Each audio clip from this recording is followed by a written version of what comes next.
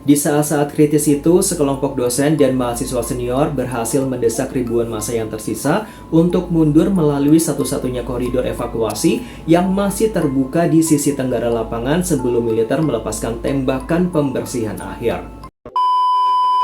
Halo guys, selamat datang kembali di my YouTube channel. Gimana kabar kalian hari ini guys? Semoga selalu dalam keadaan sehat ya. Hari ini kita akan mengulas kembali salah satu peristiwa paling sensitif dan bersejarah ya dalam politik modern Asia Timur guys. Kita kembali ke musim semi tahun 1989 di jantung ibu kota Tiongkok, Beijing. Selama berminggu-minggu, lapangan Tiananmen, salah satu lapangan publik terbesar di dunia, berubah menjadi lautan manusia ketika ratusan ribu mahasiswa berkumpul menyuarakan harapan mereka akan masa depan guys. Namun gerakan damai ini berujung pada malam paling berdarah dalam sejarah modern Tiongkok. Gimana? Apa kalian udah siap buat dengar cerita selengkapnya? Kalau udah siap, langsung aja kita ke cerita selengkapnya guys.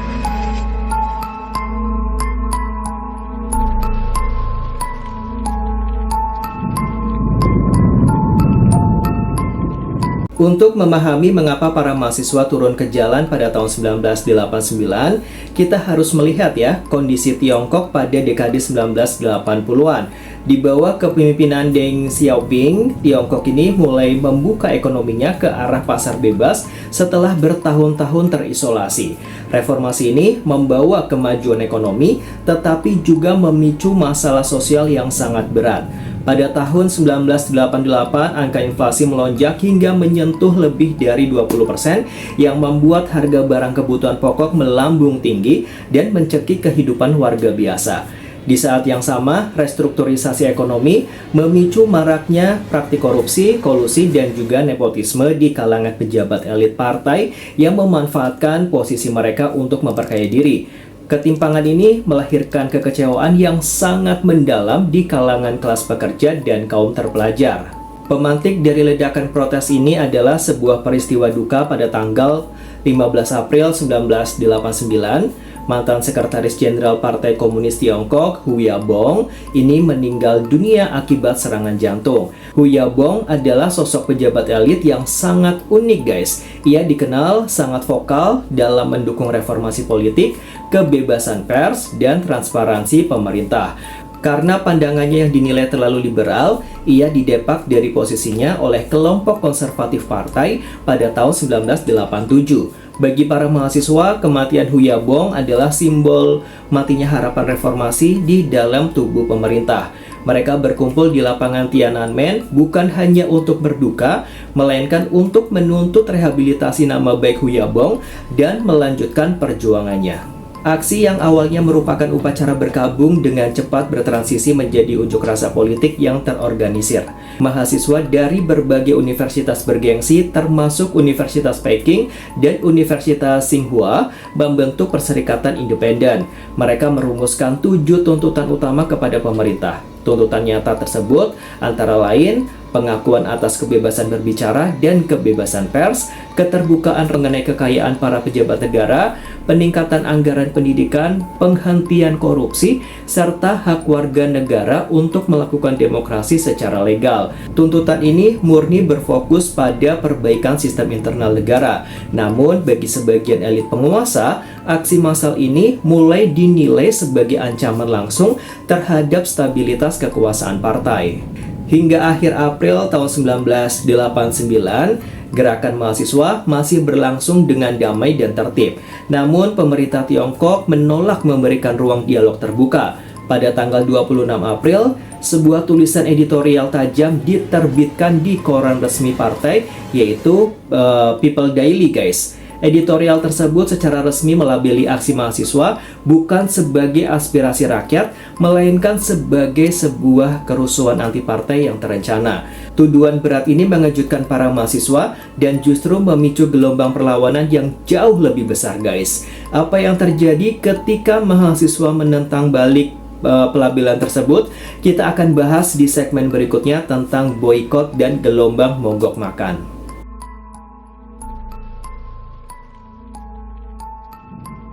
Di awal cerita sebelumnya, kita melihat bagaimana ketegangan ekonomi dan tuntutan reformasi politik ya memicu mahasiswa Beijing menduduki lapangan Tiananmen. Label kerusuhan anti partai yang dikeluarkan pemerintah justru membakar semangat perlawanan.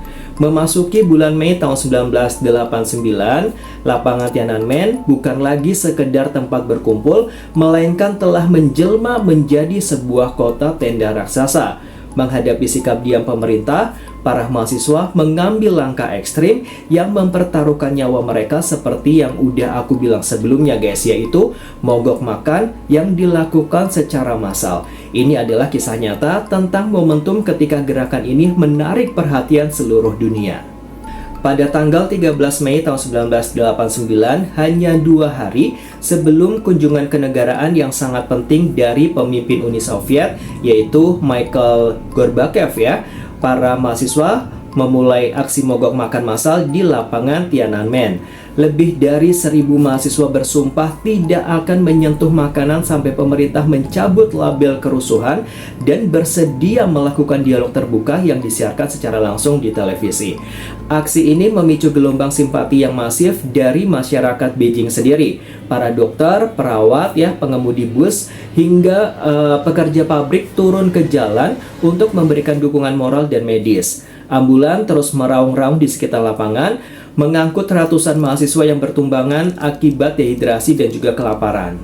Tanggal 15 Mei 1989 seharusnya menjadi hari bersejarah bagi diplomasi Tiongkok, guys. Kedatangan Mikhail Gorbachev menandai normalisasi hubungan Tiongkok-Soviet setelah konflik puluhan tahun. Ratusan jurnalis internasional telah berkumpul di Beijing, guys. Namun, rencana pemerintah berantakan karena lapangan Tiananmen dipadati oleh hampir 1 juta demonstran. Upacara penyambutan resmi kenegaraan terpaksa dipindahkan secara tergesa-gesa ke bandara. Pemerintah Tiongkok benar-benar kehilangan muka di mata dunia. Kehadiran pers asing yang awalnya berniat meliput pertemuan bilateral justru berbalik menyiarkan aksi protes pro-demokrasi ini secara langsung ke seluruh belahan bumi selama 24 jam non-stop. Ketegangan semakin memuncak di akhir bulan Mei. Pada tanggal 30 Mei 1989, mahasiswa dari Akademi Kebudayaan dan Seni Pusat Beijing mendirikan sebuah patung setinggi 10 meter di tengah lapangan. Patung itu diberi nama Dewi Demokrasi. Patung ini dibuat dari struktur gips dan styrofoam dalam waktu hanya 4 hari aja, guys. Patung ini diletakkan persis ya berhadapan dengan foto raksasa Mao Zedong di gerbang Tiananmen. Keberadaan patung ini menjadi simbol visual perlawanan yang sangat kuat dan mempertegas tuntutan kebebasan. Bagi kelompok konservatif di dalam Partai Komunis, berdirinya patung ini dinilai sebagai sebuah penghinaan terang-terangan terhadap otoritas negara yang tidak bisa ditoleransi. Pemerintah Tiongkok akhirnya kehabisan kesabaran. Di balik pintu tertutup, pemimpin tertinggi Deng Xiaoping mengambil keputusan mutlak, yaitu ketertiban harus dipulihkan dengan cara apapun, guys. Status darurat militer resmi diberlakukan dan Tentara Pembebasan Rakyat atau PLA diperintahkan mengepung ibu kota. Kota Beijing kini dikepung oleh ratusan ribu tentara bersenjata lengkap. Apa yang terjadi ketika perintah untuk mengosongkan lapangan Tiananmen dengan kekuatan militer akhirnya dikeluarkan? Kita akan masuk ke bagian darurat militer dan blokade warga sipil.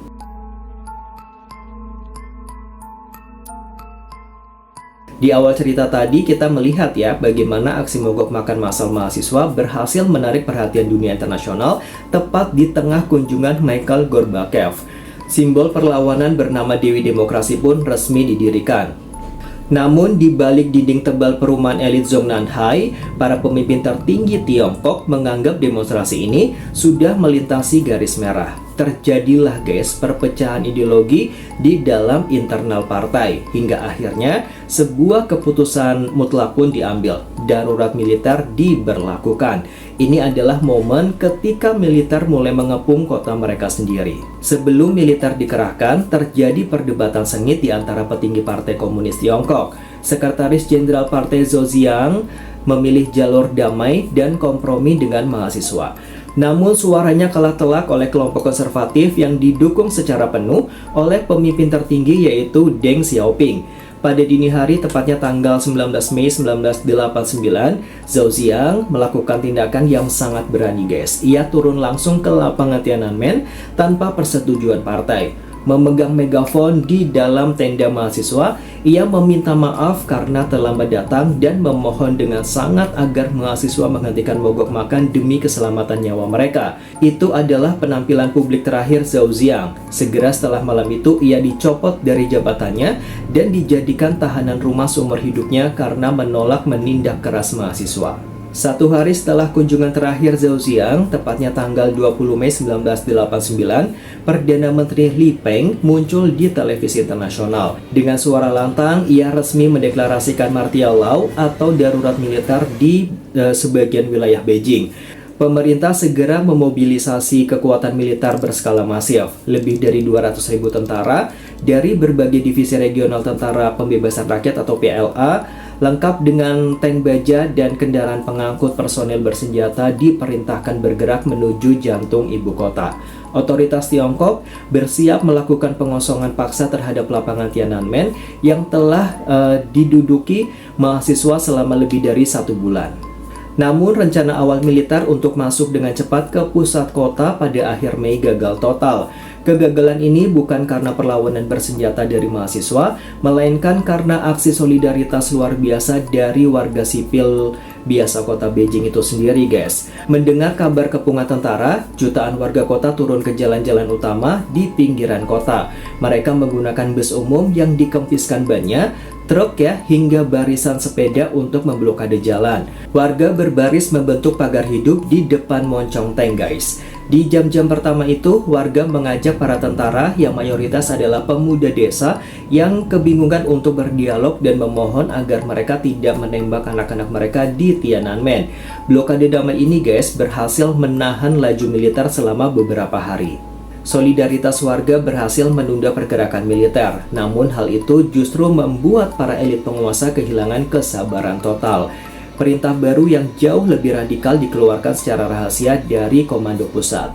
Tentara diperintahkan untuk masuk ke lapangan Tiananmen pada malam hari, tepatnya pada tanggal 3 Juni dengan otoritas menggunakan kekuatan penuh, termasuk senjata otomatis dan peluru tajam.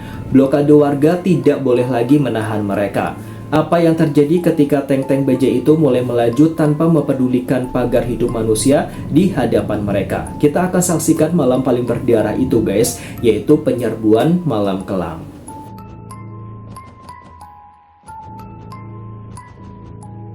Di segmen sebelumnya kita sudah menyaksikan bagaimana warga sipil Beijing ini membentuk pagar hidup demi melindungi para mahasiswa dari kepungan tentara. Namun bagi otoritas penguasa, waktu untuk berkompromi telah habis. Sabtu malam di tanggal 3 Juni tahun 1989, Tentara Pembebasan Rakyat atau PLA menerima perintah mutlak yaitu bersihkan lapangan Tiananmen sebelum fajar menyingsing dengan cara apapun. Barisan tank baja dan infanteri dengan peluru tajam mulai bergerak maju menembus kota mereka sendiri. Ini adalah bagian dari kisah nyata tentang jam-jam paling berdarah di jalanan Beijing. Operasi pembersihan dimulai dari pinggiran kota guys. Sekitar pukul 10 malam, Divisi Angkatan Darat ke-27 tiba di persimpangan Jalan Musidi, di mana ribuan warga sipil kembali berkumpul untuk menghadang mereka. Berbeda dengan hari-hari sebelumnya, kali ini tentara tidak lagi berhenti untuk berdialog. Tanpa tembakan peringatan, militer mulai melepaskan rentetan tembakan menggunakan senapan otomatis tipe AK-47 langsung ke arah kerumunan massa. Warga yang tidak bersenjata banyak yang tumbang di jalanan. Di tengah desingan peluru tajam dan gas air mata guys, barisan tank melindas barikade bus dan sepeda merengsek maju tanpa mempedulikan korban yang berjatuhan. Memasuki pukul 1 dini hari di tanggal 4 Juni 1989, lapangan Tiananmen telah dikepung sepenuhnya dari 4 penjuru arah. Puluhan ribu mahasiswa yang masih bertahan berkumpul erat di dasar Monumen Pahlawan Rakyat. Melalui pengeras suara publik, pemerintah terus mengulang peringatan keras, tinggalkan lapangan segera atau resiko ditanggung sendiri. Ketakutan melanda, namun para mahasiswa memilih bergandengan tangan menyanyikan lagu-lagu perjuangan di tengah kegelapan malam yang sangat pekat. Beberapa pemimpin mahasiswa mencoba bernegosiasi dengan komandan militer demi mencegah pembantaian massal di dalam area inti lapangan, guys. Sebelum aku lanjut ke ceritanya, aku mau ingetin kalian dulu ya. Jangan lupa untuk subscribe buat yang belum subscribe channel ini, agar channel ini bisa berkembang dan terus menghadirkan kisah-kisah sejarah dan misteri dunia lainnya. Tepat pukul 4 subuh, seluruh lampu penerangan di lapangan Tiananmen mendadak dimatikan secara serentak. Kegelapan total menyelimuti area tersebut, meningkatkan kepanikan psikologis yang luar biasa. Di tengah kegelapan itu, guys, tank-tank mulai merengsek masuk, menghancurkan barisan tenda mahasiswa. Patung Dewi Demokrasi yang menjadi simbol gerakan pro-demokrasi roboh dan hancur berkeping-keping di bawah roda rantai besi tank. Di saat-saat kritis itu, sekelompok dosen dan mahasiswa senior berhasil mendesak ribuan massa yang tersisa untuk mundur melalui satu-satunya koridor evakuasi yang masih terbuka di sisi tenggara lapangan sebelum militer melepaskan tembakan pembersihan akhir. Ketika matahari terbit pada pagi hari tanggal 4 Juni, lapangan Tiananmen telah bersih sepenuhnya. Gerakan protes yang berlangsung selama 7 minggu itu, guys, dihancurkan dalam satu malam oleh kekuatan senjata. Pemerintah Tiongkok mengklaim operasi berjalan sukses dengan korban minimal. Namun, laporan intelijen asing, rumah sakit lokal, dan saksi mata mencatat kenyataan yang jauh lebih mengerikan, guys. Berapa jumlah korban nyata dari malam kelam ini? Dan aksi ikonik apa yang akan terjadi keesokan harinya untuk menantang balik seluruh kekuatan militer ini? Kita akan bahas ini di segmen berikutnya.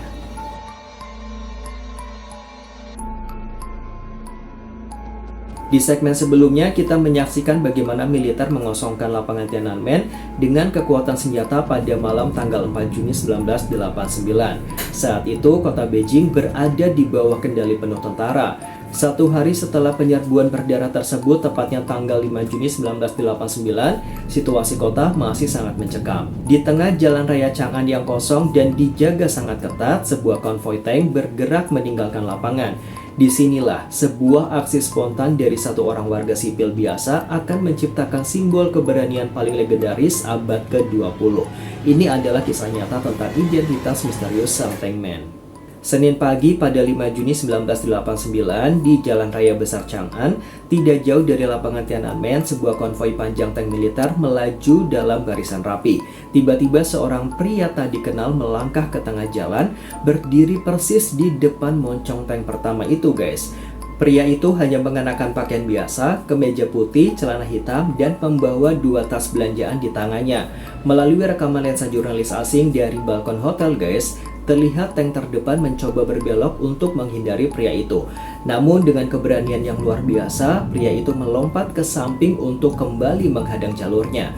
Konvoi puluhan tank baja seberat puluhan ton itu terpaksa berhenti total hanya karena satu manusia. Aksinya tidak berhenti di situ aja, guys. Setelah berhasil menghentikan konvoi, pria itu memanjat ke atas lambung tank pertama dan tampak mencoba berbicara dengan pengemudi di dalam menara Kuba. Tidak ada yang tahu pasti apa yang ia katakan, namun tindakan itu menunjukkan protes yang sangat mendalam ya atas kekerasan yang terjadi malam sebelumnya. Setelah turun dari tank, beberapa orang yang menggunakan sepeda tiba-tiba datang berlari mendekat.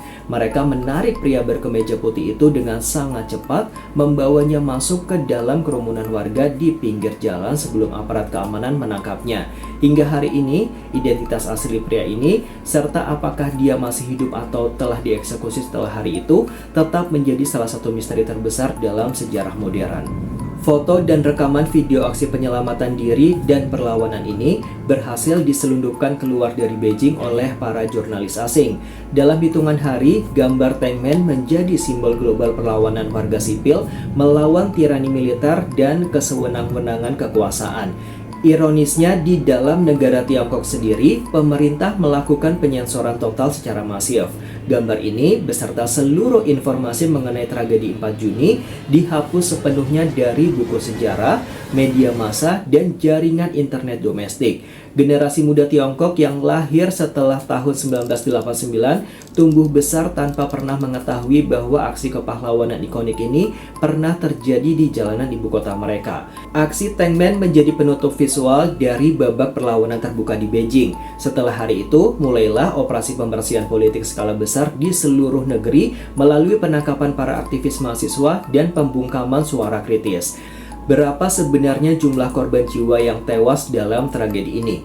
Mengapa angka pastinya masih diperdebatkan secara internasional hingga hari ini, guys? Dan bagaimana warisan sejarah ini membayangi hubungan Tiongkok dengan dunia luar? Kita akan bahas tuntas di segmen terakhir, yaitu penghapusan sejarah dan angka korban yang terkubur.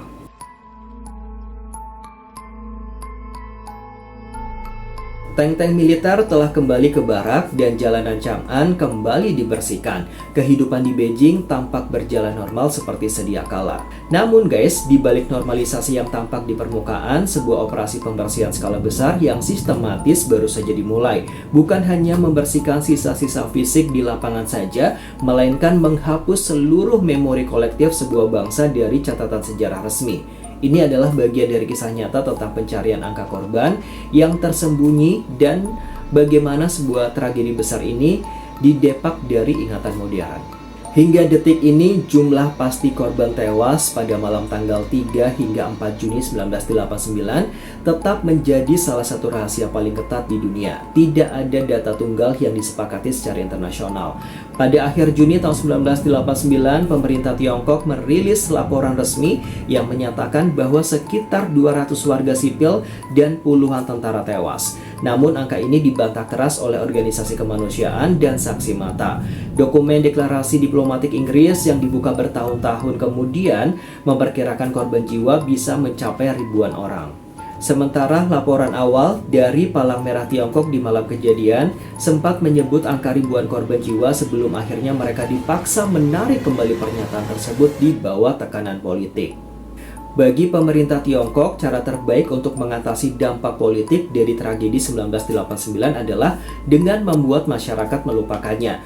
Narasi sejarah di dalam buku pelajaran sekolah diubah sepenuhnya, melabeli peristiwa tersebut sebagai gangguan politik kecil yang berhasil diredam demi stabilitas ekonomi negara. Di era digital, penyensoran ini mencapai tingkat ekstrim melalui sistem The Great Firewall. Setiap tahun menjelang tanggal 4 Juni, algoritma internet di Tiongkok secara otomatis memblokir kata kunci, gambar bahkan emoji lilin yang mengarah pada peringatan Tiananmen. Pengawasan ketat juga diterapkan di area fisik lapangan menggunakan ratusan kamera pengenal wajah untuk mencegah adanya warga yang mencoba meletakkan bunga atau melakukan hening cipta secara individu. Meskipun ditekan oleh sensor negara yang begitu masif, ada satu suara yang secara konsisten menolak untuk bungkam.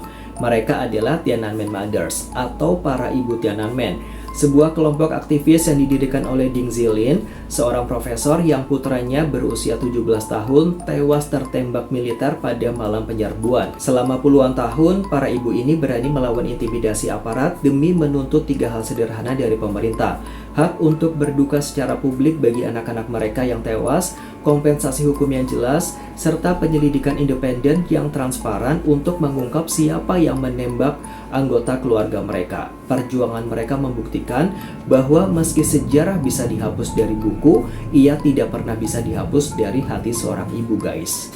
Tragedi lapangan Tiananmen 1989 adalah sebuah monumen sejarah tentang harga mahal dari sebuah aspirasi kebebasan.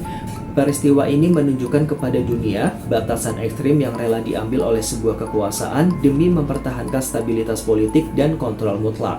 Namun, sejarah juga mengajarkan satu hal: kebenaran adalah sebuah zat yang sangat keras. Ia bisa dikubur di bawah beton lapangan, disensor dari jaringan internet, dan dihapus dari lembaran buku.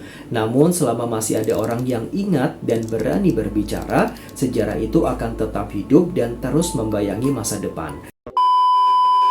Oke guys, itu tadi kisah tentang tragedi lapangan Tiananmen di tahun 1989. Semoga kisah ini menambah wawasan kita ya guys. Mohon maaf jika ada kesalahan informasi dan tidak adanya dokumentasi yang ditampilkan di video ini karena terbatasnya dokumen-dokumen asli dari kisah ini guys. Sampai di sini dulu ya video aku kali ini. Sebelum aku akhiri videonya, jangan lupa untuk like, comment, dan subscribe. Thanks for watching and see you next video guys. Bye-bye.